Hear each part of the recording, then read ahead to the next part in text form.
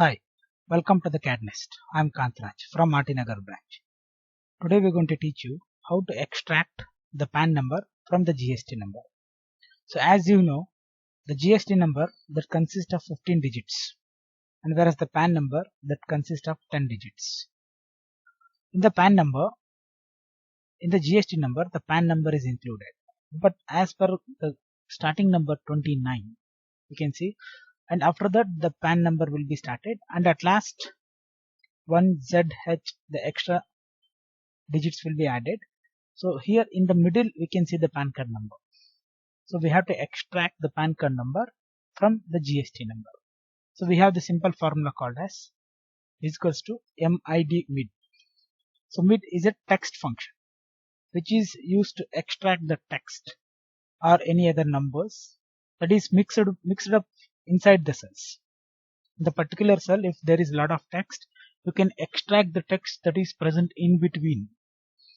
So MID open the bracket, the text is the cell. The text is the cell, comma, the starting number. The PAN card number starts, the 29 is the state code. As you know, the 29 is the state code in the GST number.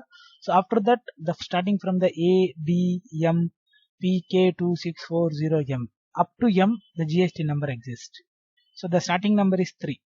The characters of the starting number is 3. Starting from the 3, total how many characters it is there? The as per the PAN card number, the PAN card is in 10 digits or 10 characters. That is 4 numeric, 5 alpha, 4 numeric and 1 number. Comma, how many digits it is there? It is the number of digits or character, it is 10. So close the bracket. So what it does in this particular cell, it will start from the third character and end up with total number of 10 characters up to M.